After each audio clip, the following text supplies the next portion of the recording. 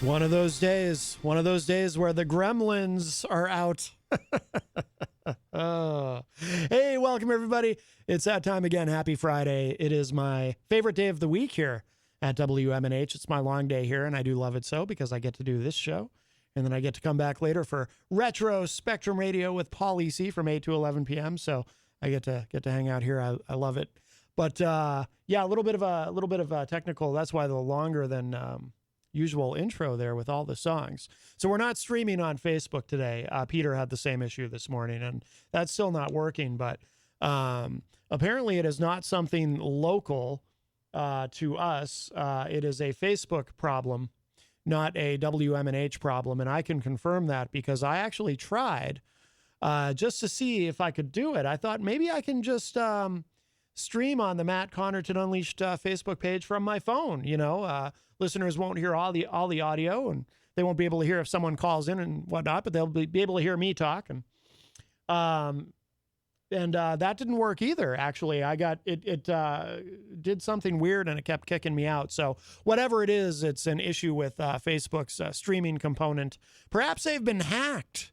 Perhaps they've been hacked by our friends in Greensboro, North Carolina. That's a little inside, but relevant, I think. Anyway, so you know, I'll try at the break when I take a break at 5 p.m. today at midpoint. I'll try again. I'll see if it's working. But for right now, there is no video component unless we're on channel 6. I did log into that too. I don't know if that works when Facebook is down or not. So we might be on Comcast Channel 6 right now. But the important thing is, because it is a radio show, we are, of course, live on WMNH 95.3 FM in glorious downtown Manchester, New Hampshire. And it is a glorious day outside. And, of course, hello to all of our online listeners across the nation and around the globe, because you can still stream the audio, obviously.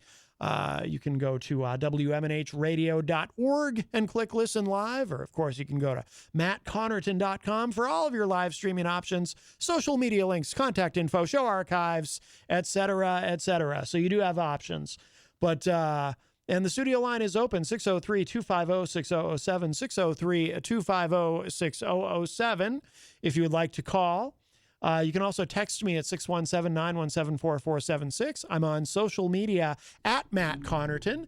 You can email me, matt@mattconnarton.com. And, of course, you can interact and opine on Facebook. If you send me a direct message and I see it, I'll read it. But we don't have a chat room at the moment. But post on my page or send me a direct message, and hopefully I'll see it. Actually, I can monitor that on my phone. Oh, that the video that I posted when I was trying to get it to work from my phone actually did post, but then it quit because it kicked me out. Yeah, Facebook is having some sort of an issue. Remember that time? I think it was in the last year or so when Facebook went down completely, like that, a global outage. It was pandemonium. Rhonda Favero, we'll use this for our chat room today. Rhonda Favero commented on that very short video. What's going on? Why hasn't the show started? And Jackson Harris said, "Hey, Matt. Yes. So yes, we are not able to stream directly to the Facebook today. Damn you, Zuckerberg! It's all his fault. You know." He should have accepted that fight with Elon Musk. Maybe this is Elon Musk trying to goad him. You know, at one point, I don't know if, hopefully, I'm sure some of you followed some of that. There was supposed to be a cage match or something between Elon Musk and Mark Zuckerberg. Hard to predict who would come out on top in that, actually. Elon Musk looks like he's probably got some muscle on him, whereas Zuckerberg looks like Data from Star Trek Next Generation. But Zuckerberg is younger, so he's got youth on his side. So I don't know. But Elon Musk seems like he would fight dirty, whereas Zuckerberg would probably stay within the rules. I don't know what I base that on. It's just a feeling. It's my instinct. And I'm probably wrong, but we'll never know. But it got really weird at one point. Musk was threatening to go to Zuckerberg's home and try to see if he could start a fight with him or something. Very, very weird. these billionaires, let's be honest, they're very strange people. They're not like you and me. But if I had $1 billion, I wouldn't be like you either. I'd also be extremely weird. It's just something I know. If I had $1 million, I might still be kind of normal. If I had $1 billion, I would be out of my tree. I would be completely insane. So, but it's still something to strive for. One of these days, I'll get there. Let's see. So we do have things to discuss. Oh, we have a programming note, by the way. So it is Friday, and on Fridays, we usually have Erich Pilcher's classic film review. We do not have that this Friday. Erich had other professional obligations, and just as he was not able to be here Wednesday for our usual segment with my favorite conservative, he was not able to submit a film review today. But he is going to work on it over the weekend. So we're going to run it on Tuesday. We won't be here Monday. That's another programming note because it is Labor Day on Monday. So we'll be off. I assume a best of will be running. But so we'll be back on Tuesday. We also have a great guest coming in Tuesday. I might tell you about her later. But we'll also have the film review on Tuesday. So Tuesday will be action-packed. But no film review today from our friend Erich Pilcher, sadly. Also, let's see. I want to tell you what's going on at the Hop Knot this weekend, our amazing sponsor. He had posted something. Yeah, they've got Gus and Gene are going to be playing there tomorrow night. They are I meant to see if I got distracted with trying to figure out if there was some way I could do the Facebook thing. I wanted to look up to see if they have some music. They are an acoustic duo. They play some music. Phonics, Matt. Phonics. But they will be there at the Hop Knot performing live tomorrow night from 7 to 9 p.m. And I thought Kenny had posted something else on social media too. Let's see. But our friend Shannon is on the line. Hi, Shannon. Hello. Hello. I was curious. I know this is an odd question, but can you spell that place for me? Can I spell what place for you, Shannon? The Hop Knot. The Hop Knot. So it's the, T-H-E, hop, H-O-P, knot, K-N-O-T. Okay, so H-O-P? Yes, H-O-P. Okay, because sometimes same thing happens with the CGI commercial. First time I hear at the end, beginning I hear CGI. And at the end it sounds like ZGI. Shannon, is it possibly that you are suffering from adult onset dyslexia? Okay. Jeez. Onset assault, what? No, but sometimes you sound like you're saying Hoff. Was that a joke? H-O-F-F or Hov. So I'm saying I got to ask how to spell it. Right. It sounds like I'm saying Hoff. Well, I do often talk about David Hasselhoff. Don't hassle the Hoff. That's what I say. Yeah. Or more Hov. Hov. Yeah. Why would I say Hov? That's not even a word, is it? I don't know. Hov? Now I know. H-O-P. Oh, yes. H-O-P. It's hop. Yeah. Because hop, as in hops and barley, because they serve beer, and knot, as in pretzel knot, because they have delicious gourmet pretzels. Got it. And can't wait to listen to you guys tonight. Did GSM move from Friday to Thursday or Thursday to Friday? Yeah, Greatest State of Mind with Rob Azevedo is now Thursday nights at 10 p.m., I think, or 9 p.m.? Is it 9 p.m.? 9, okay. Yes. Okay, good. And you can always access it on demand at WMNHradio.org. I don't have .org. Oh. I'll wait till Monday. Oh. Okay. They replay it on Monday. That's true. So, have fun with DJ Steve and Pelopita and Paulie C. Hi to everybody. Absolutely, yes. You going to have any other people there tonight? I don't, not that I'm aware of, but you never know. What if I came by? Well, you'd have to check with Paul on that. That would have to be approved. I'm just kidding. That would have to be approved by Paulie C. Just said something. When he heard me say that, he just spit it out. Oh, my. No, it just in my mind. I have a creative writer's type of mind, and just, what if I came by, as Paulie sees, taking a sip of something, and just a spit take, Well, if you have a creative writer's mind, you should write a creative fictional story about the hop knot, now that you know how to spell it. I think it would be grand. It would be grand, but it would be all made up, and because I've never been there. I would read it on the air, unless it had any naughty parts. Then I couldn't. Oh, okay. Well, I'll try. Mm-hmm. Very good. Any other assignment? No, that's it. That's all I have for you. Okay. Well, you guys have a good time tonight. All right, Shannon. Thank you for the call. I appreciate it. Have a great weekend, Labor Day weekend. Give me a shout out because I'll be listening, and I just won't be able to. Well, nobody will be able to type in to say they're listening, but unless it's fixed by then. It may be fixed, but Facebook may have the issue resolved by then. Who knows? Who knows? Yeah. They might have it resolved. I'm going to try again at the midpoint of the show today. Who knows? They might have it resolved. Who knows? Who knows? Who was that band you were playing before you started the show? Oh, I did a little bit of a longer intro than usual because I was trying to figure a couple of things out. I played Eons Encoded, a song called Reconnection. That was right before I started. I also played Angel by Infinity Vein. And I opened with First of the Month, the radio edit, of course, because it's the first of the month by Bone Thugs and Harmony. Yeah. Yep. All right. You're having technical difficulties. It happens. It does. All right. Have a good night. All right, Shannon, you too. And have a nice weekend. Thank Shalom, Peeps and Jenny. All right. Very good. All right, Shannon. Thank you for the call. Yeah. Bye. All right. Bye-bye.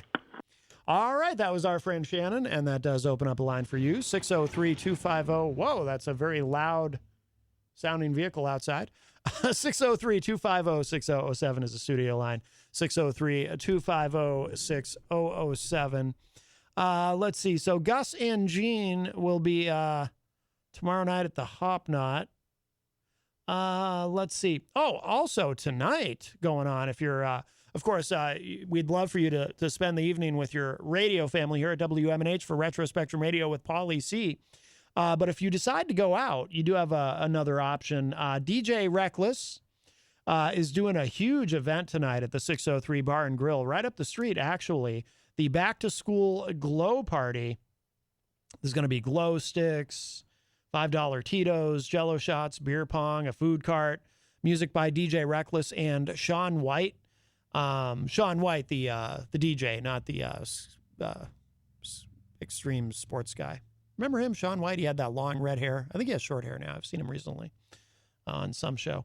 Anyway, but that will be tonight at right over at the 603 Bar and Grill. It is 21 plus, and you can enter. There's a chance to win a Twisted Tea mini fridge. Which I've seen. I think I've seen the mini fridge he's given away. That's kind of funny. Anyway, all right. So that will be tonight at the 603 Bar and Grill right up the street. So always lots going on. Oh, I remember the other thing I needed to tell you. Kenny at the Hop Knot has updated the Hop Knot website. Oh, yeah, looks good. Ooh, he made some nice changes. This looks good. Yeah, so hopknotnh.com. And, I like it. Oh, here's the other thing. So this wasn't I didn't see this on his Facebook post, but it is on the website. There's also a Gender Blender drag show tomorrow. That's tomorrow night. Oh, okay. Tomorrow night at 10 p.m. So that will be after Gus and Jean. So the Gender Blender drag show, 21 plus, no cover, celebrate Hop Knot's 4th birthday. I didn't realize that. Happy birthday to them. It says this Saturday we're kicking off our 4th birthday with another great Gender Blender drag show. This time around, our co-hosts, Decate Worst, and I'm sure I'm not saying that correctly, and Obscura Freak Show will be performing alongside members of the House of Rains, Onyx Rains, and Cocoa Bean. The show is 21 plus with a valid ID, and there is no cover charge. We will reach capacity for this show, so make sure you get here early or you might not get a seat. Don't say we didn't warn you. Yeah, if you are going to that, definitely you want to get there early. You should get there early anyway. Gus and Jean are going to perform. But no, those gender blender shows are very successful, and seating for that does fill up quickly. I really like what Kenny did with the website. I'm a website nerd, and I'm a web designer, so I'm very critical when it comes to these things. But nope, I like it. Studio line is open, 603-250-6007, 603-250-6007. I did see this pop up on Politico.com. My dad had mentioned this in a text message to me, actually. He seemed skeptical about this, but this is growing. This is getting a little bit of momentum, although I don't think ultimately it's going to matter. But Politico.com has a story up in their legal section that just went up. The sleeper fight that could define 2024. Is Trump even eligible to run? Some scholars say Trump is disqualified under the 14th Amendment's insurrection clause. Here's how the courts might weigh in.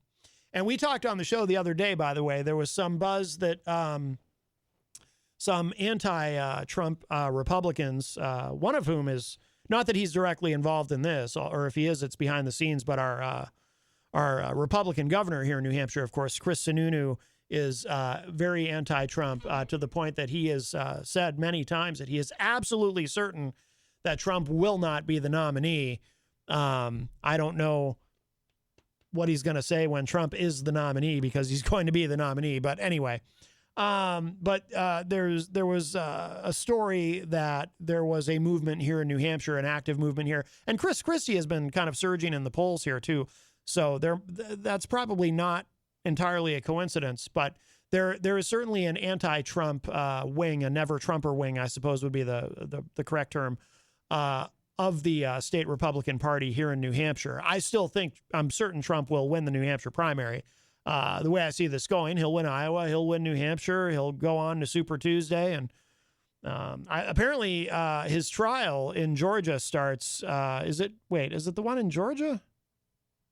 No, it's not Georgia. I can't keep it all straight. One of these trials is starting the day before. No, it's not the one in Georgia, is it? One of these trials is starting the day before Super Tuesday, but I think it all helps him. I really do. Hurts him in the general, helps him in the primaries. But, so there is this question about, could he be kept off the ballot in some states? I think this is a long shot, but it is interesting to see this growing, getting some steam here. And this just went up on Politico right before 4 p.m. If Donald Trump wants to be on the ballot next year in all 50 states, he might first have to win an unprecedented courtroom battle over the insurrection clause of the 14th Amendment. Under a legal theory that's gaining traction among Democrats and anti-Trump Republicans, and by the way, it might come up later in the article. I didn't get a chance to pre-read this. I just saw this pop up. It may come up later, but I was talking the other day too. It was either earlier this week or it might have been the end of last week about there's a couple of conservative constitutional scholars who wrote an op-ed. It might have been in the Wall Street Journal, talking about how their belief is that Trump is in fact disqualified under the 14th Amendment, Section 3, I think, or Section 5, is already disqualified from running from their perspective. They make that argument, but I might mention it in here. So that seldom used clause, again, this is from Politico, that seldom used clause arguably disqualifies Trump from ever holding office again due to his attempts to undermine the 2020 election and his role in stoking the attack on the Capitol on Jan 6, 2021. There are two ways the theory might be tested. One strategy is for politicians, advocacy groups, or even ordinary voters to file lawsuits seeking judicial declarations that Trump is ineligible to run. This strategy is already in its infant stages, with two obscure plaintiffs filing lawsuits in New Hampshire and Florida in recent days. And by the way, there's a rumor that the individual who filed the lawsuit in Florida is Governor Ron DeSantis. Okay, I'm kidding about that. I made that up. We kid on Fridays. We joke around a bit. We have some fun. No, there's no truth to that. That was a joke, that last part. Okay. No, I think it was Suarez, the Miami mayor who just dropped out. I think it was him who filed the lawsuit in Florida. I'm kidding about that. We haven't talked about that yet this week. We have our first casualty of the 2024 Republican nominating process. Suarez has already dropped out. You could make a joke out of that, right? How many Floridians does it take to run for president? 2, because 1 just dropped out. That wouldn't be at all funny, but you could make a joke out of it. I wonder if maybe maybe there's a stand-up comedian out there who could take my concept and use that to expand on that with an actual joke of some sort. Anyway, but yeah, Suarez dropped out, mayor of Miami.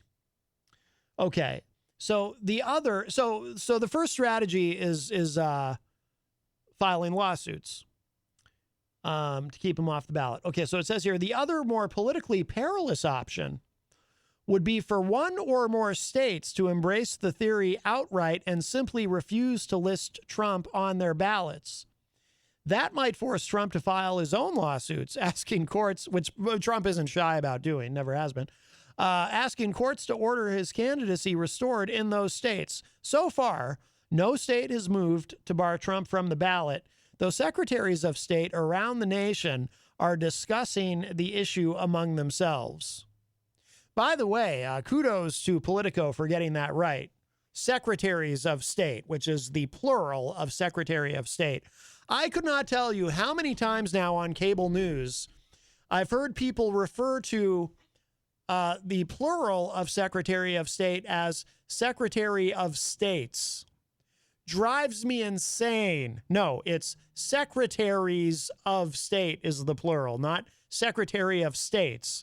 It's the same thing like when people say, like if someone has a spouse who has brothers and they say, oh, my brother-in-laws. No, it's brothers-in-law. When you say brother-in-laws, you sound illiterate.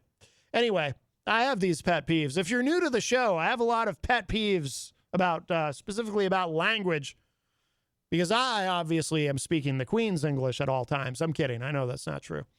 I have a lot of things I say wrong. You know, I say gonna instead of going to, and wanna instead of want to, and cuz instead of because. I try not to. I've tried to kick those out as I continue to hopefully develop and evolve as a broadcaster. I've tried to get those things out, but I know when I get worked up and excited, I fall back on them. I try not to. But you'll never hear me say Secretary of States. That drives me nuts. It's Secretaries of State. Oh, you know the other one I hear when people say the plural of Attorney General, when people say Attorney Generals. And again, it's often people who should know better. It's not Attorney Generals, it's Attorneys General. Why? They're attorneys. They're not generals. So why would it be Attorney Generals? No, it's Attorneys General is the plural. I hope you've all learned something today. No, you probably didn't, because I assume I have an intelligent audience who already knew these things. But I'm happy to remind you or clarify anything if you didn't know. These things just drive me crazy. Oh, you know the other thing too, when it comes to attorneys general, when an attorney general is being interviewed or maybe is testifying somewhere and the person asking the question calls them general, they're not generals. They're not in the military. Attorney general, as in, it's really just another way of saying a general attorney, as in a general attorney for the entire state would be an attorney general of the state, a state attorney general. They're not, that drives me insane. The first time I ever noticed that was when Bill Barr was Trump's attorney general and he was testifying before Congress about something, and somebody, I don't remember who it was, but somebody was questioning him and they kept calling him General Barr. It's like, why are you calling him that? He's not in the military. He's not a general. He's an attorney general.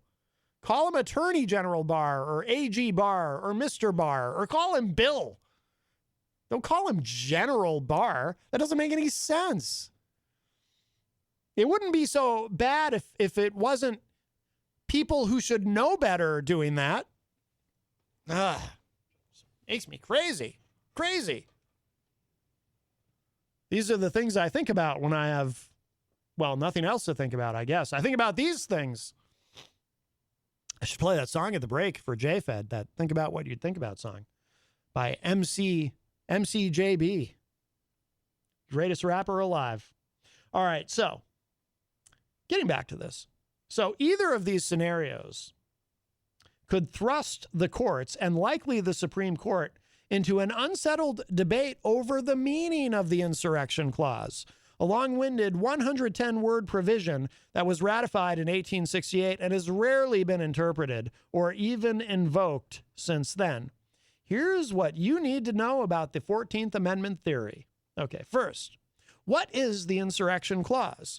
In short, the clause says anyone who, quote, engaged in insurrection or rebellion, unquote, after taking an oath of office to defend the Constitution is forbidden from holding any public office. When the 14th Amendment was drafted after the Civil War, the clause was aimed at preventing Southern states from electing former Confederate officers to Congress.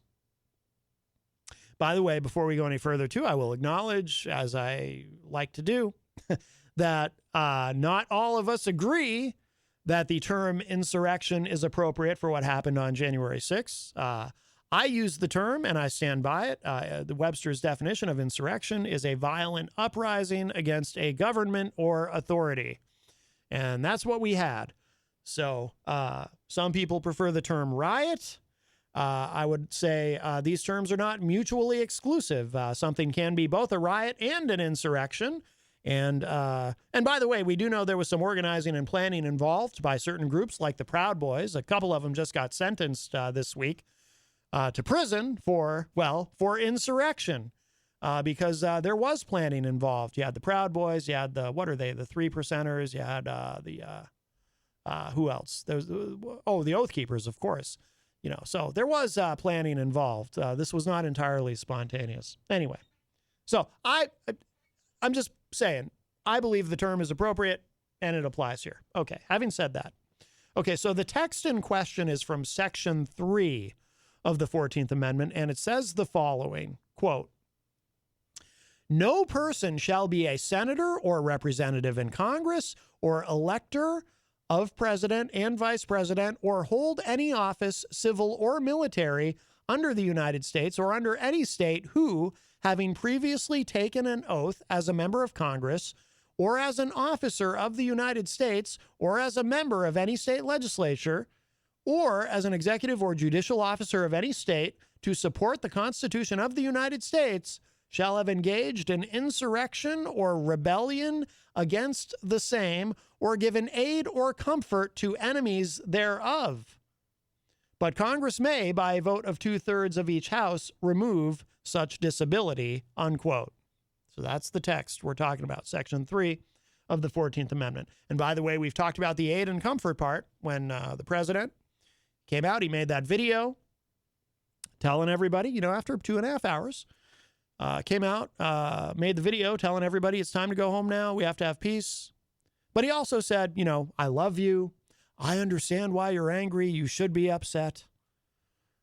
I'm with you. I understand. Would that be considered comfort to the enemy? I would say so in that instance, yes. That's my view of it. I understand we don't all agree on it. Okay, so who has endorsed the theory? Several prominent constitutional scholars have said in recent weeks that they believe the 14th Amendment renders Trump ineligible to take office as president again.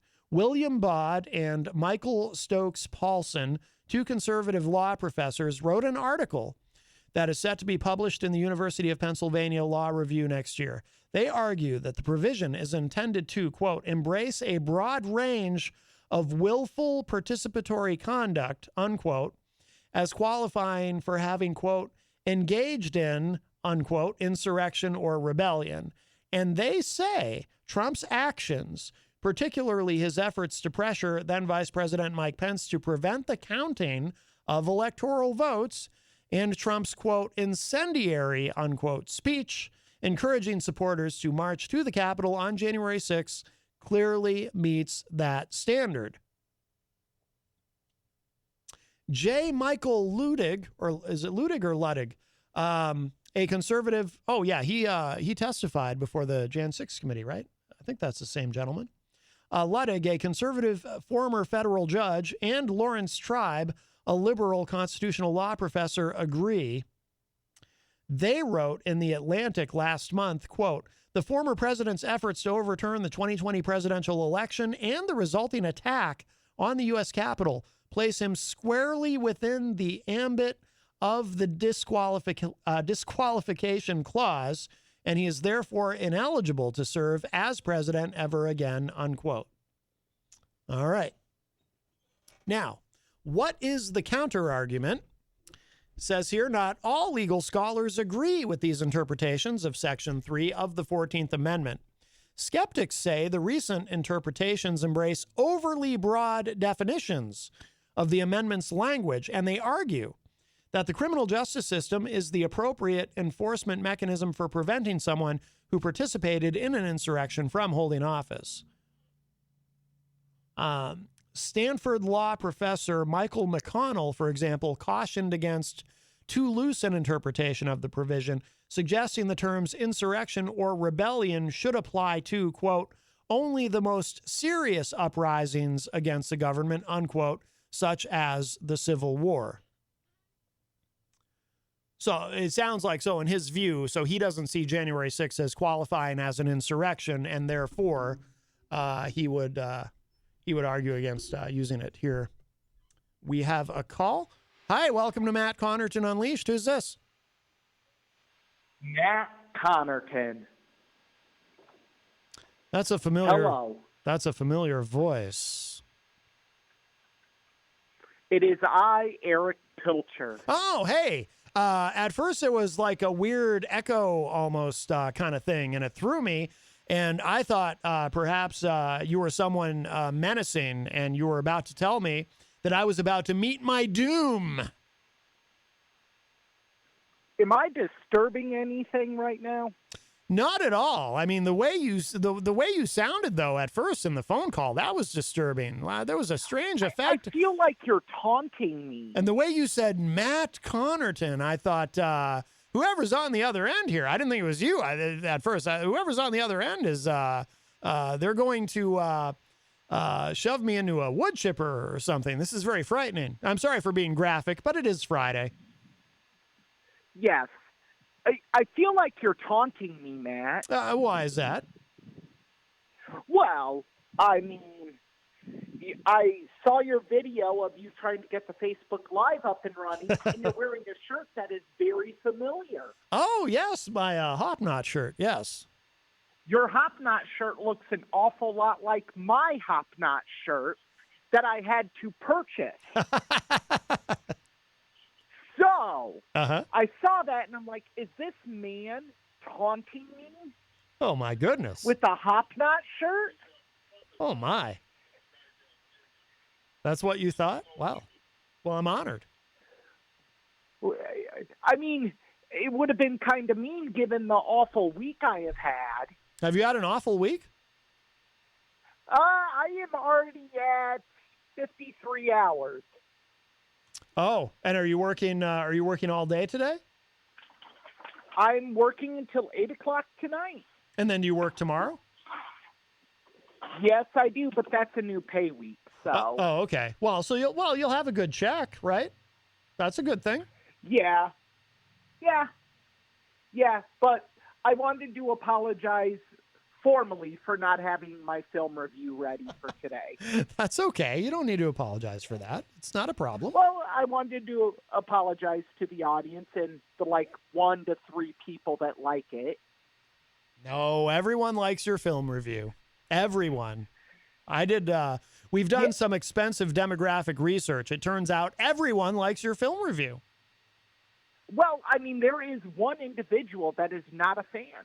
Oh, that's true. There is one. Yeah, that's true. There is one that is very demonstratively against them. That's true. Yes, there's always somebody, that fly in the ointment, that naysayer. What does he know? Yeah, well, the conversation would be longer about what he doesn't know than what he does know, but I digress. That's true. So, no, I'm on my lunch break and saw that video, and I'm like, I'm going to take this opportunity to call in, give him some guff. Yeah.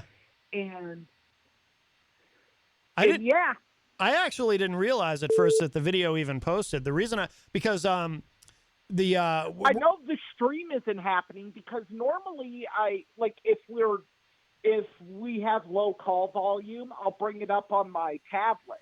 Yes. And have it running, but all week we've just been back-to-back calls. Yeah, Peter wasn't able to stream on Facebook either, but it turns out apparently it's not a problem here. It is a problem with Facebook because the reason that video is online is because I also tried from my phone. I thought, I wonder if I can just, listeners won't be able to hear callers or music, but they'll be able to hear me talk. So maybe I can at least stream on my phone. That way I have an active chat room. But when I kept trying to do it, the video kept stopping. And then I got some sort of a weird message from Facebook saying something about there's a problem with the stream or something. So whatever the issue is, apparently is with Facebook itself, not with our software or anything. So well, that's good. Yeah. Mark Zuckerberg strikes back. Well, I do feel that, I know somebody who actually takes it very personally when he has issues with Facebook, and maybe he's right. Maybe Zuckerberg is out to get me. And maybe we should get that person on it. That person, certain people have problems getting MP3s to attach to emails. Yes. But they could solve the tech issues those tech issues that Facebook is having. I honestly believe that. Right. Or at the very least, they are the brains that we don't have in the operation. Or at the very least, offer some very colorful advice in terms of how they could improve their service. It'd be something. Yes. I don't know necessarily what, but yeah, it'd be something. Yes. Well. So yeah, no, I just wanted to call in and say hi while I was on lunch, and yeah. And we'll have a review for Tuesday, correct? Yes, next week we will have 2 reviews. Actually, we will have The Crazies on Tuesday, which is a very dark and just very depressing film, honestly. Watching it now, there are so many parallels you can connect to how some people acted during the pandemic and everything like that. And it really strikes a nerve now more than when you watched it before the pandemic. Oh, okay. I was going to say, I don't know anything about that movie. I've not only have I never seen it was very minimally released. Yeah, because I was going to say, I don't know anything about it. Well, what it is it's about a small town that a biochemical weapon named Trixie has designed by the federal government has polluted their water supply. And it causes these people to become like anger monsters, essentially, where they lose all self-control and reasonable thought. Yeah. And so the government just declares martial law on them. Oh, okay. No matter if you're infected or not. They go into the houses wearing biosuits and masks with guns, and it's just a very visually dark film because you see images that are just very, very hard to get out of your head. It does sound intriguing. And it is really well done, and it is a film on public domain. Oh, no kidding. What year did that come out? You can actually go to YouTube and watch it for free that is the case with many of George A. Romero's films. Okay. What year did that come out? 1974. In 2009, there was a remake that was quite good as well, that has a tie to Cedar Rapids, Iowa. Oh, no kidding. Yes, at the end of it, they actually used the news station I used to work for, KCRG, and our top anchor to broadcast. Oh, wow. With like their call letters and logos and everything. Oh, wow. Why does that happen, by the way? How does a film end up in public domain like that? And you said that happens with a lot of George A. Romero films. Why does that happen? Well, it's because George A. Romero used a lot of lesser known studios. Okay.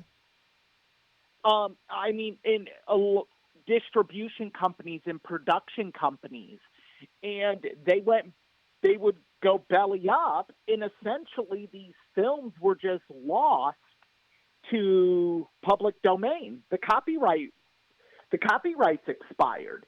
That's why it was so hard for such a long time to get a great edition of Night of the Living Dead. Oh.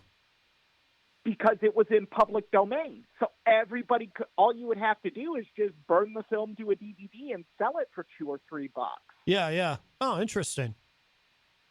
So yeah, just an unfortunate situation for him and his family. Now, once that happens, once a film is in public domain, is there any way to get it out of public domain, or once it's there? There is a way you can get it out of public domain, but it is very difficult and very expensive. Okay. You have to go to the courts, and the courts have to basically say, no, this isn't the case. But what George A. Romero said is, you can have it in public domain. I want people to see my films, but I will release director's approved editions of them and make money that way. Oh, okay. That makes sense. So yeah, George A. Romero was really a fan-friendly guy. No, sounds like it. Yeah. Oh, it's interesting. And really just more about, hey, let's let these people view these movies. Yeah. All right. No, that's interesting. Now, no. So that's Tuesday. And what did you have for Friday? Friday we will have just an awesome film, Creep Show. I think I've seen that. George A. Romero and Stephen King working together. Stephen King wrote it. Yeah. George A. Romero directed it. And Stephen King even plays the lead character in one of the stories. Oh, that's unusual, huh? Because he usually makes a cameo, but he's actually a lead character in one? Yep, it's an anthology film. So there's 4 or 5 different stories. Star-studded cast for the time. Yeah. Adrienne Barbeau is in it, Ted Danson, Leslie Nielsen, Stephen King. Oh, yes. I have seen that. I've definitely seen it. I was thinking I might have seen it, and then when you started mentioning who's in it, yep, I definitely remember seeing that when I was a kid. I remember watching it, yeah. Yes, E.G. Marshall, Hal Holbrook, and features, of course, the master of horror special effects, Tom Savini. Okay. Doing some of his best work outside of Dawn of the Dead. Huh. Okay. Cool. So that'll be Friday. That's good. Yeah. I'll look forward to that. Yeah. It's going to be different for me because I've never done an anthology film. Right. And it's going to be hard because what do you do? What do you work with? Right. Yeah. No, that's cool. Wow, that'll be a good challenge then. Well, very good. Yeah. Yeah. So yes. I will be working on both of them kind of simultaneously. Really, I do have the script for The Crazies written. It's just what I ran into is because it's in public domain. None of the film sites that I go to for clips have just designated clips. They just have the film. So it's going through and picking the clips based off timestamps. Okay. So it was just like, man, and then all this overtime hit because of the hurricanes in Georgia, and I'm like, man, this week has just been a total poo-poo storm. Right. Like I said, because, though, you'll have a good check. Yeah, well, the issues are twofold for us because one of our call centers is in Georgia, and they're without power. Oh, great. And we also service Georgia. So on top of that, we have an influx of customers calling in with property damage. They've lost their homes. Their equipment is ruined. And they're calling to get prices for insurance. And it's like, well, we're not really going to give you prices because we're not going to charge you for the equipment. Mm-hmm. And then it's like, but we are going to suspend your service. And, you know, and it's a whole special process on top of our normal calls of people just calling in yelling at us for no good over cable TV service or internet. Right. Sounds joyous. Oh, yeah, fun times. All right, Eric. Well, we'll let you get back to it. But and there is one last thing before I go, if you'll allow me. Yes. The Exorcist remake or reboot, Believer, has been pushed up a week. Oh, yes. Because of Taylor Swift, is my understanding. Really? Wow. Yeah, I guess she's going to have one of her concerts as an event in theaters, and it was scheduled for Friday the 13th. Universal didn't want their big fall release to compete against it. So instead of pushing it forward, which really would have been beneficial to me, which I'm sure they didn't even consider. I know, right? Selfish people. Mm-hmm. They pushed it up a week to the 6th. Oh, okay. So, yes, that will require me to, get things in order a lot quicker. Yes. Oh, that's cool. What did you say the new date was again? It's October 6th. It was Friday, October 13th, which would have been awesome. I gotcha. But now it's October 6th. Okay. October 6th. All right. Very good. Yeah. And we'll talk more about that as that gets closer. But all right. Well, at least that's cool though. Don't have to wait as long for it. That'll be a big deal. So very good. Yes. If you're a fan of horror and you have not seen the trailer, please go see it. It's called The Exorcist Believer. It sent chills up my spine watching the trailer. Yeah. No, and the original Exorcist is coming back to theaters October 1st and October 4th. You can go to Fathom Events and check if it's available in your area. All right. Very good. Well, all right, Eric. So, yes. You and Jenny and all of my WMNH peeps, you guys have a happy and safe Labor Day weekend. All right, you too, Eric. Thank you for the call. Appreciate it.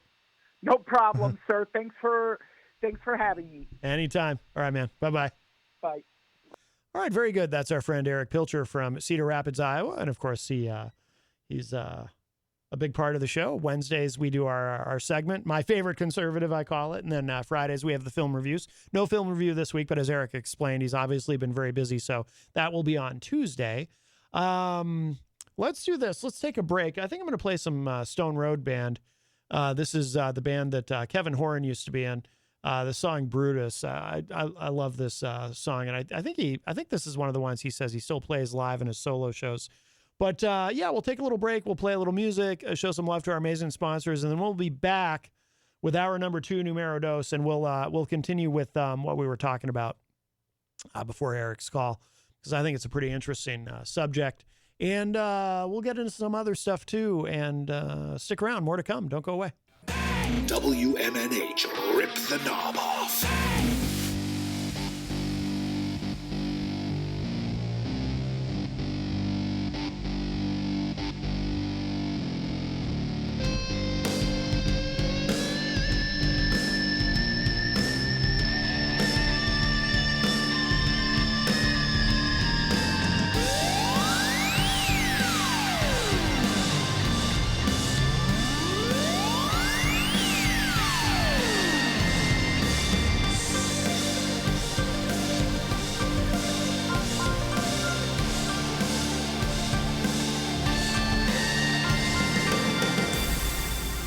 Welcome back, everybody, as we are well in hour number 2, numero dos of Matt Connarton Unleashed. And we are live from the studios of WMNH 95.3 FM in glorious downtown Manchester, New Hampshire. And we are not streaming on Facebook today because of a problem with, apparently the problem is with Facebook. It's not with any of our tech here. I realized that because I even tried getting on from my phone to just stream the show, just, the part me talking into the microphone. And even that wouldn't work. I kept getting kicked out. There's like an 11-second video of me attempting it. So the problem is that Facebook apparently is the issue. So we are not streaming on Facebook, but of course, you can stream the show online from anywhere. If you go to WMNHradio.org and click listen live, or you can go to my website, mattconnarton.com, for all of your live streaming options, social media links, contact info, show archives, etc., etc. Today is Friday, September 1, 2023. So welcome, everybody. And it's the first day of the month. I did open the show today with some Bone Thugs and Harmony, the radio edit, of course, of first of the month. Although even in the album version that's not the radio edit, do they actually swear in that? I don't know if they swear. I don't know if there's any swears in that anyway. And they go so fast.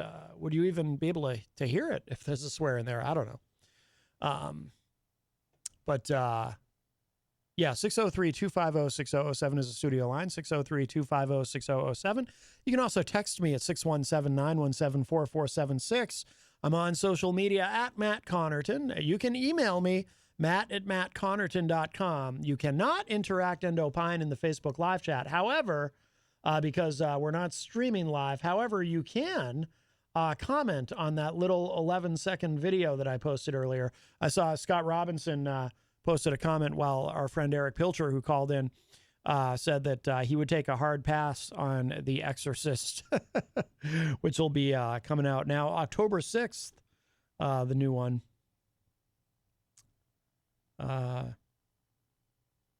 JFed sent a message. I can't see you. Yes, no Facebook today, unfortunately, but that's all right. It is a radio show, as we say, and of course, the most important thing is that you can hear us on the radio, be it locally here on 95.3 FM, or of course on the live stream, the audio stream. That's the most important thing. But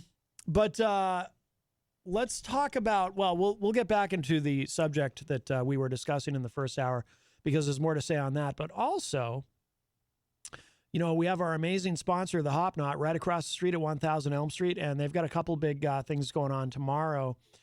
They've got live music. Gus and Gene will be playing there tomorrow night from 7 to 9 p.m., an acoustic duo. Apparently, it's their first time there. And then tomorrow night at 10 p.m., they've got the Gender Blender Drag Show. And these are very popular events. So if you want to attend, get there earlier. You might not get a spot. There's no cover, and it is 21 plus with a valid ID. But it's not something you want to show up for at the last minute. You definitely want to get there early. It starts at 10. Says here, 21 plus with a valid ID, and there is no cover charge. We will reach capacity for this show, so make sure you get here early, or you might not get a seat. So there you go. And of course, I suggest you go there anytime, actually, and enjoy some delicious gourmet pretzels and some craft beer too. Also going on tonight, right up the street here at the 603 Bar and Grill, DJ Reckless he's throwing the Project Reckless Back to School Glow Party. That is 21 plus. There's going to be glow sticks, $5 Tito's, Jello shots, beer pong, a food cart, music by DJ Reckless, as well as Sean White. And that's going to be happening tonight at the 603 Bar and Grill. So I think at around 9 o'clock is when that starts. So that is an option if you are out and about tonight. Of course, if you are out and about and you've got the radio on in the car, or if you're staying home, whatever you're doing, you can always spend some time with your radio family here at WMNH. Paul posted this. An all-new episode of Retro Spectrum Radio starts at 8 p.m. Eastern tonight, and the topic is Foolish Songs.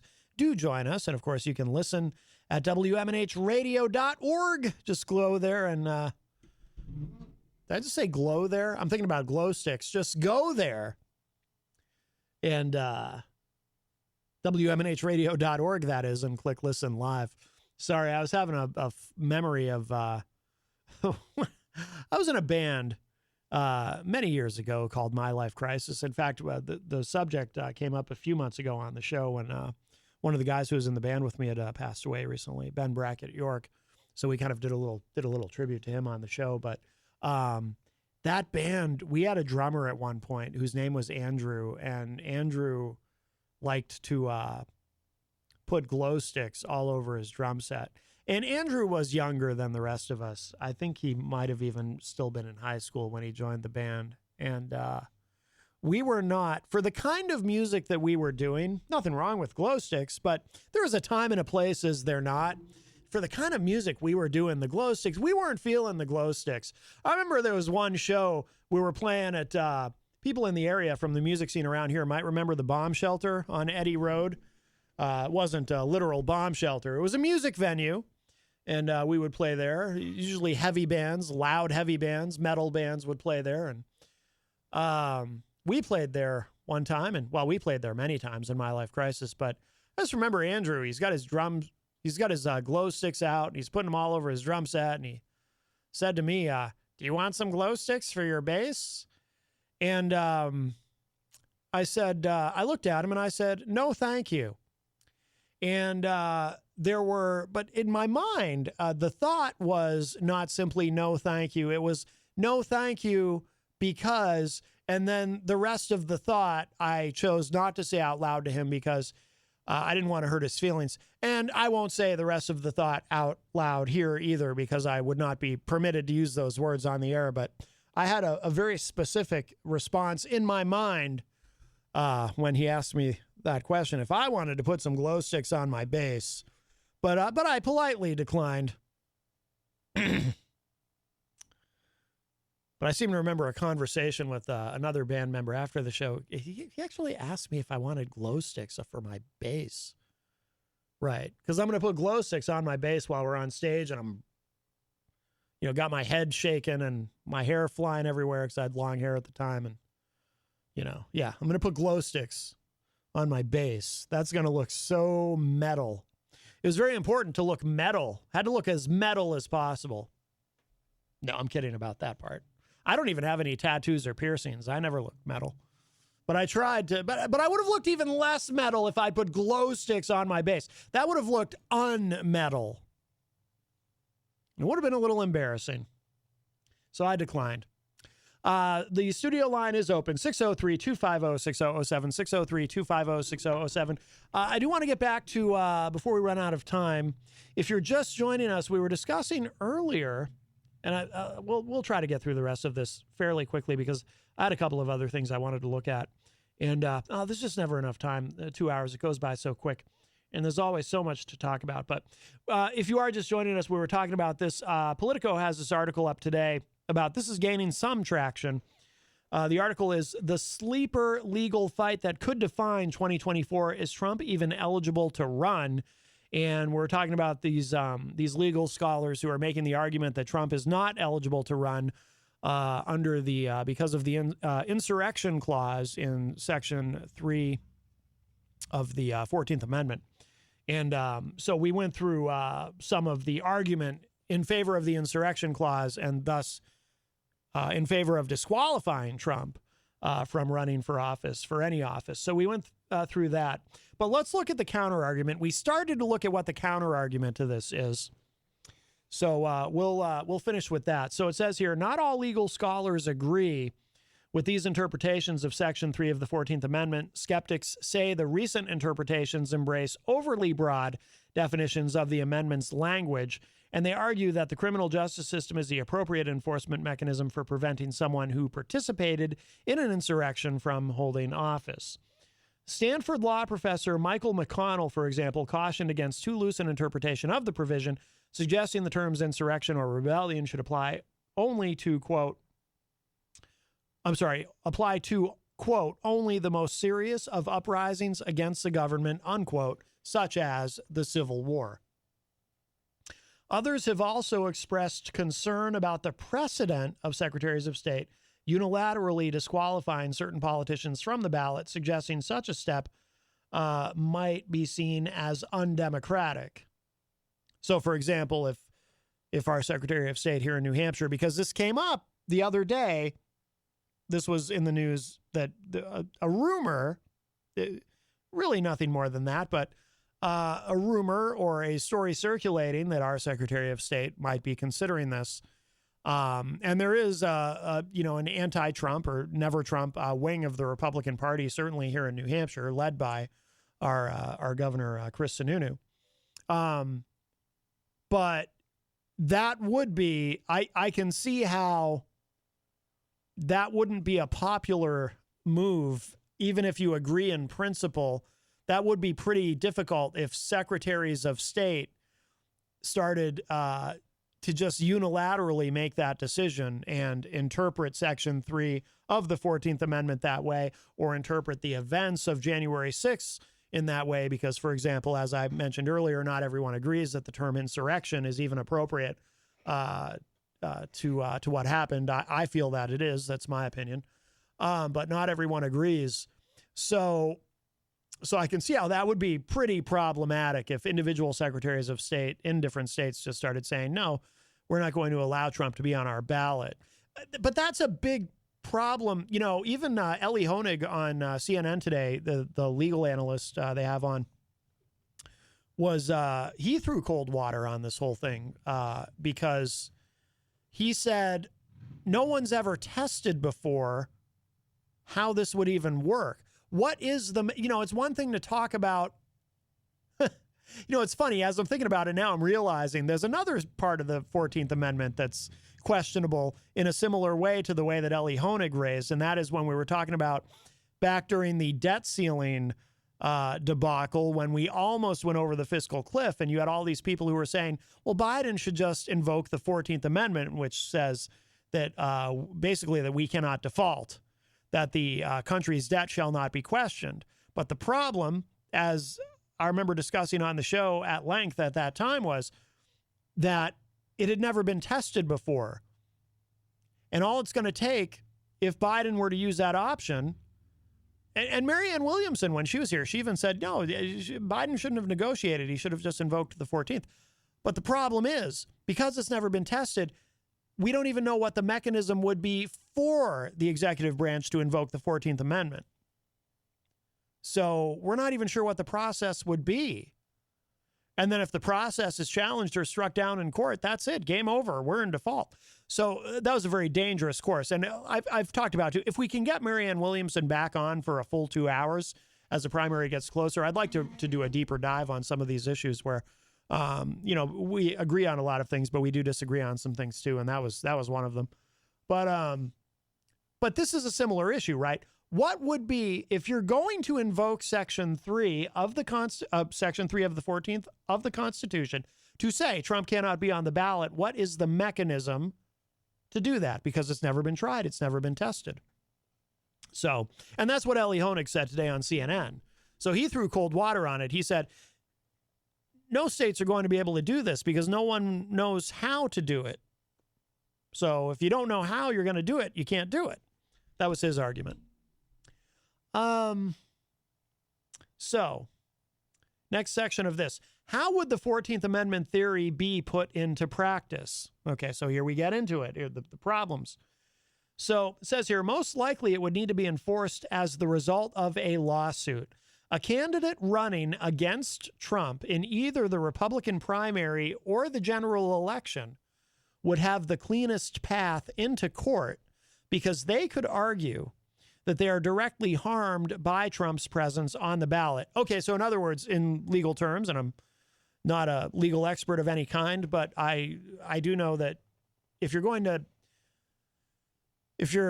court, if you're suing somebody, you have to have what is called standing, or not to initiate the lawsuit necessarily, but if the judge rules that you don't have standing, then the suit's going to get thrown out. Standing meaning that you are an aggrieved party. You are being harmed by the action of whomever it is that you're suing. And that's why you need to stop it. That's why you need to prevent it. So That's why here in this case, someone who is on the ballot against Trump would have to argue that Trump being on that ballot, that he should be disqualified, and his not being disqualified under Section 3 of the 14th is harming the individual, the aggrieved party in this case, who's bringing the suit. So it says here, interest groups or individual voters also could try to sue to prevent him from getting on the ballot in a particular state. In recent days, a long shot Republican presidential candidate, John Anthony Castro. Oh, we'll have to get him on the show. I didn't know. I've never heard of this person before, but if you haven't noticed, we kind of like the long shot candidates around here. John Anthony Castro filed a lawsuit in New Hampshire arguing that Trump violated the 14th Amendment and seeking an injunction that would force the state's Secretary of State to keep Trump's name off of the ballot. So that must be where that rumor started. I didn't know about this guy. I didn't know about this lawsuit specifically, but that must be where this whole thing started here in New Hampshire. Okay, it says here, and in Florida, a tax attorney sued Trump in federal court in an effort to disqualify him from running for president, saying his participation in the events of Jan 6 should prevent him from holding office under the 14th Amendment. Alternatively, a Secretary of State could preemptively exclude him from the ballot, almost certainly leading Trump to sue over it. Some secretaries of state have already suggested they will at least consider whether to apply the provision. Michigan Secretary of State Jocelyn Benson said she planned to speak with her counterparts in other battleground states about how to handle the issue. Over the summer, legal advocacy group Free Speech for People sent letters to secretaries of state and chief election officials in 9 states asking them to bar Trump from the ballot as a consequence of the 14th Amendment. Quote, Trump's involvement in the violent attack on Congress to prevent the certification of Democratic election results disqualifies him from holding any future public office, unquote. Either way, the issue is likely to result in multiple appeals from Trump and his campaign or from a conservative group. Any serious effort to ban him from the ballot likely would rocket up to the Supreme Court. It has already become a point of dispute in New Hampshire. Bryant Corky Messner, an attorney who ran on Trump's endorsement as Republicans' 2020 U.S. Senate nominee, questioned Trump's eligibility for the ballot and met with, okay, this is the part we talked about the other day, and met with New Hampshire's Secretary of State, David Scanlon, asking him to seek legal guidance on the issue. Scanlon and New Hampshire's Attorney General, John Formella, both of whom are Republicans, then issued a joint statement saying Formella's office, quote, is now carefully reviewing the legal issues involved, unquote. The chair of the state's Republican Party, however, said the group would, quote, fight to make sure that candidates are not denied access to the ballot, unquote. Okay, and then the last part of this quickly. How has the 14th Amendment theory fared in the courts? In the century and a half since the 14th Amendment was ratified, its third section has been infrequently tested in court and never against a former president. I didn't realize it had been tested at all, but apparently it has. After Jan 6, Free Speech for People, that's the organization, filed legal challenges against Republican Representative Marjorie Taylor Greene. Oh, I think I do remember this now. Republican of Georgia, and then Representative Madison Cawthorn, Republican of North Carolina, arguing that both were ineligible for office under the Insurrection Clause. In Greene's case, an administrative law judge found that she did not participate in the Jan 6 insurrection, making her eligible to run for re-election. I do remember that now. I'd forgotten about all that. In Cawthorn's case, a federal appeals court ruled against him, but the ruling came after he had already lost his primary, so it didn't matter. Right. I'd forgotten about that. So there you go. That's the latest on that. Again, I agree with what Ellie Honig said this morning on CNN. This isn't going anywhere because it just can't. No one's really sure how it would work, how you would go about it. So it is probably DOA. Let's see. We've got a little bit of time left. We'll get to at least one more thing, maybe two. The studio line is open, though, 603-250-6007, 603-250-6007.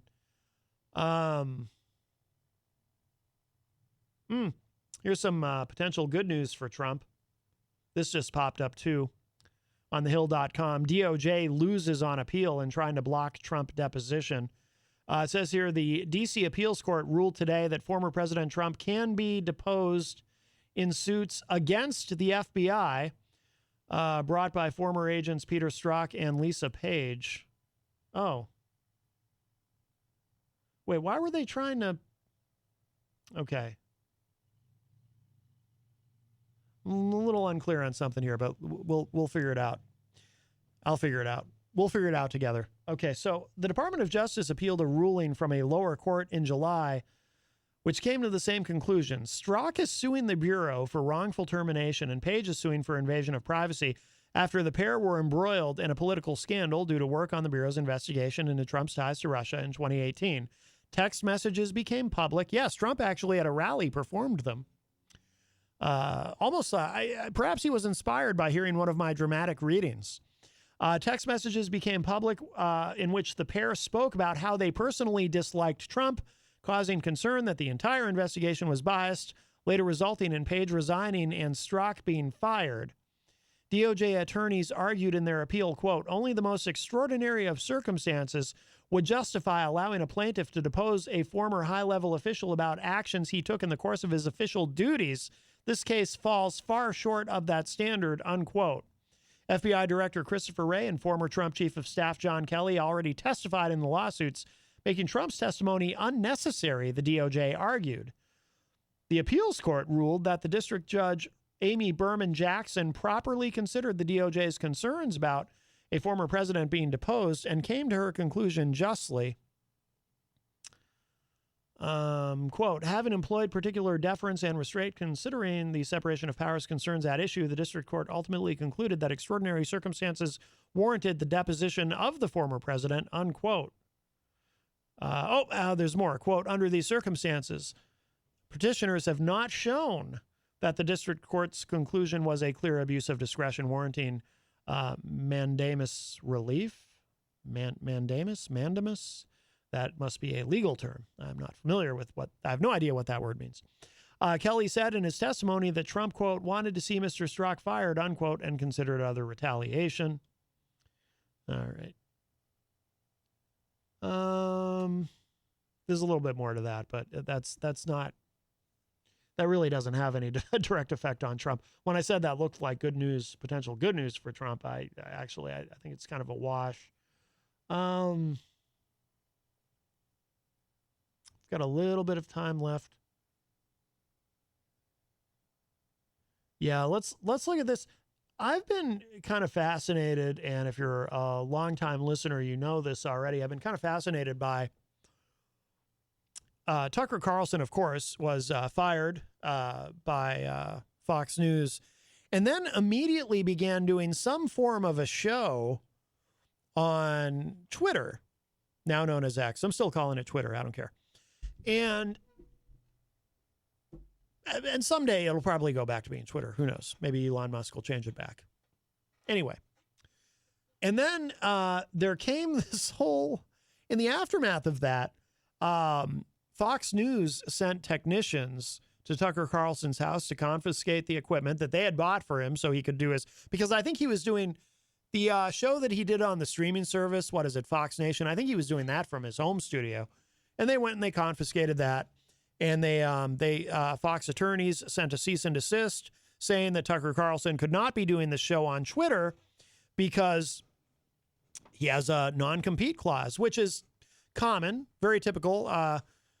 If you are doing a show for a network, a news, whether it be a news outlet or you're on you're a host of some sort of entertainment show, talk show, whatever it may be, there's usually a non-compete clause in there. So if they decide to cut you loose, as long as they're still paying you, they can block you from going and appearing on another network, starting a new show somewhere. But what has been particularly fascinating in the Tucker Carlson situation is his being fired from Fox. Does that mean, according to his contract, does that no-compete clause, which I think doesn't run out until, is it 2025? If I remember correctly from the news reports, that non-compete clause, does that mean, I mean, obviously it means he can't just go and get a show on Newsmax or something, right? A competitor to Fox. But does that also mean he can't even do a show on social media? What if he just wants to make videos on, what if he wants to open a YouTube channel and just stream on YouTube? Is he prevented from doing that according to the no-compete clause in his contract? When that contract was written, did anyone even consider the social media aspect of things? So I've been kind of fascinated by that, and I still don't know. We still don't have an answer to that question. Does that contract not only prevent Tucker Carlson from going to another network as long as Fox is continuing to pay out on the contract, or does it also prevent him from doing any kind of, is he prevented from going on somebody else's show as a guest? What if somebody wants to have him on their podcast as a guest, or even guest hosting somebody's podcast? Is he allowed to start a podcast? You know, I'm very curious to what extent, I mean, is there some room for interpretation in that clause in the contract, which may be what's really gone on here. When Tucker started doing that show on Twitter, which apparently there were only a couple of episodes, and then the interview with, and then they got the cease and desist, but he still did the interview with Trump, which they put on Twitter. Do Tucker Carlson's lawyers interpret the contract as meaning he just can't go to another news network, whereas Fox's attorneys are saying, no, we sent you a cease and desist because he's not allowed to do a show anywhere? And is that even enforceable? If the contract actually does say that or even implies that, is that enforceable? Can you actually prevent someone? Because just because something's in a contract doesn't mean it's enforceable, right? If it's deemed in court, if you go to court over it and it's deemed that, no, this is unfair, kind of like Steven Crowder. When Steven Crowder tried to make his employees sign a non-disclosure agreement, and basically the way the non-disclosure agreement was written, it was basically, you have to tolerate me sexually harassing you, and if you, I'm paraphrasing, of course, but you have to tolerate working in an environment with rampant sexual harassment, and you have to be okay with it. And if you ever decide you're not okay with it and you start running your mouth according to this non-disclosure agreement, if you go talking to the media about what we do here, according to this NDA, you can be fined $100,000, which will be payable immediately, and you have no right to even try to question or dispute it. Completely unenforceable. He tried to frighten his employees into signing that contract. And of course, it got out into the media, and several of his employees said, no, thanks. And they left. And hopefully at least one of them is going to sue him, because that's what I would do. You put if I were working anywhere and my employer put a document in front of me that basically said, I get to sexually assault you anytime I want to. You have to be okay with it. And if you ever decide you're not okay with it and you start complaining, you owe me $100,000 and you have no right to complain about that. I would be like, well, obviously I'm not signing that, dude. I don't know why you're putting that in front of me. And if you want to fire me for refusing to sign that, you go right ahead. In fact, I'd prefer it, because that way I'll have the rest of my day free. I can go find a lawyer who will then sue you and take you for everything you're worth. I don't think you want to be putting that piece of paper in front of me. I mean, that's what I would do. And I'm not a litigious person by nature. But if somebody tried to make me sign a contract that said something like that, and then told me if I didn't sign it, they were going to fire me, oh, I'll see you in court. You shine up that fancy sports car you've been driving. Make it look really nice, because it's going to be mine. That would be my approach. But anyway, so just because something's in a contract doesn't mean it's enforceable. So this non-compete clause that's allegedly in the contract, Fox has with Tucker Carlson, I don't think they can keep him off of Twitter. But I don't know. I'm not a lawyer. But I just happened to see this pop up on media. Tucker Carlson says Elon Musk called his team within an hour of Fox firing to ask him to bring his show to Twitter. So I'm curious what Tucker is saying about this now, and if he, because again, there's questions about whether he can even do that. And I think he only did 2 episodes, right? He did 2 episodes on Twitter and then stopped when he got the cease and desist. But then he did the sit-down interview with Trump, which they put on Twitter. But him interviewing somebody, does that constitute a show? Anyway, it says here, Tucker Carlson revealed that Elon Musk was quick to try and convince him to bring his show to Twitter. Carlson was abruptly fired back in April alongside longtime executive producer Justin Wells.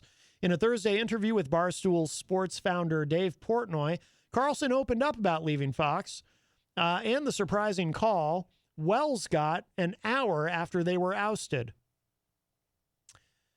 Carlson said, quote, "Thankfully, they fired my executive producer, Justin Wells, like within 4 minutes of firing me.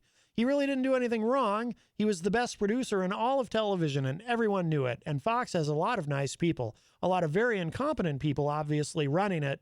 And he was one of the only competent people in the whole business, but they fired him too.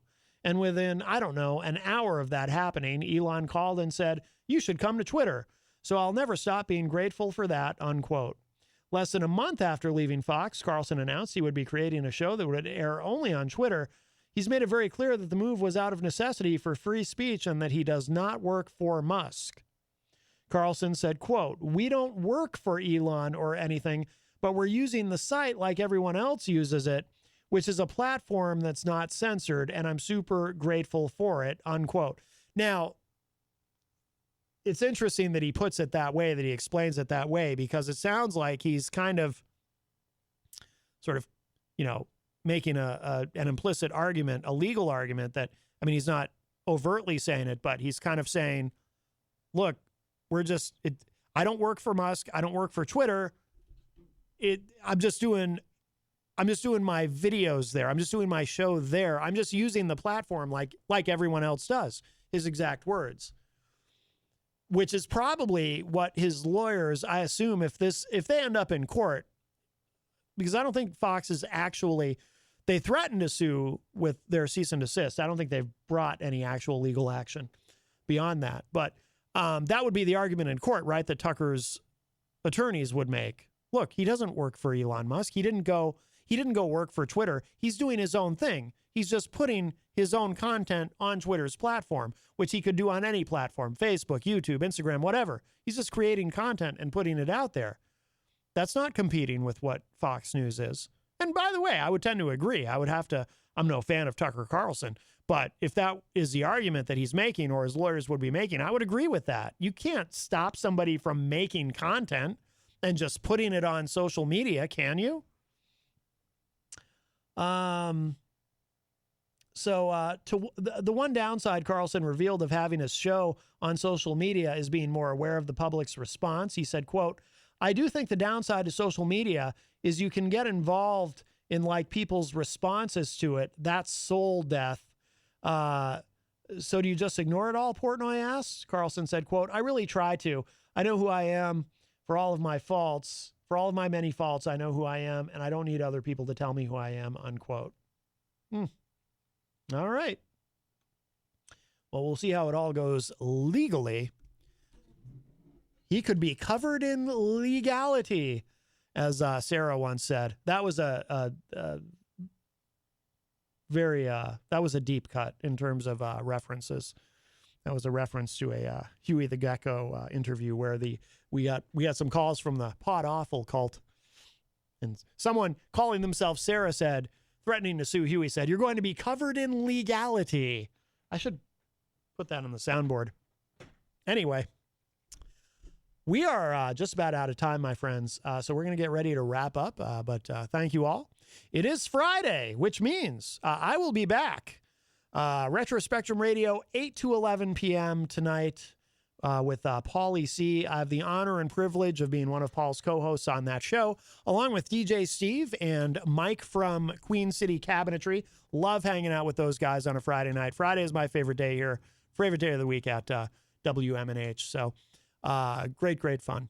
So I will be back tonight. If you missed any part of today's show, it will be up in just a little bit at WMNHradio.org and at my website, mattconnarton.com. Don't forget, we are not here Monday because it is Labor Day, so everyone enjoy your holiday. We've got a great show for you Tuesday. We have a great guest lined up, as well as Erich's film review. And don't forget, at the Hop Knot tomorrow night, Gus and Jean, a great acoustic duo, will be playing from 7 to 9 p.m., and then they've got the Gender Blender tomorrow night at 10 p.m. Get there early if you're going, because that does fill up quickly. Also, happening tonight, just up the street at the 603 Bar and Grill, Project Reckless Back to School Glow Party. If you don't know this, DJ Reckless, he lives with Jenny and I can tell you, he is very excited and a little bit nervous because this is a big deal. This is a big deal tonight. So if you're out and about and you want to check this out, I suggest you do. Glow sticks, $5 Tito's, Jell-O shots, beer pong, and a food cart, and music by DJ Reckless and Sean White. And that will all be happening tonight at the Hop Knot. And it is 21 plus, by the way. No youngins. All right. What should we... Yeah, I really like this track. Let's play this again. This is Reach from yesterday on the show. We had Adam Steglich from the band Everfelt joined us. Really enjoyed talking with him. Great guy, very talented. Love this band. So we'll close with this. This is Reach from the band Everfelt to close out Matt Connarton Unleashed. I'll talk to you all a little bit later, and in fact, I will talk at you tonight on Retro Spectrum Radio with Paulie C. Be back here 8 p.m. Eastern. Bye, everybody. 3 dessert pretzels and pretzel knots. The Hop Knot in the Brady Sullivan Plaza at 1000 Elm Street. Clemento's Pizzeria, family friendly, awesome for a date night. Clemento's Pizzeria. For delivery, call 603-782-8450. Clemento's Pizzeria, the best pizza in town. 1875 South Willow Street in Manchester, New Hampshire. Best cocktails around. Come in as friends and leave as family.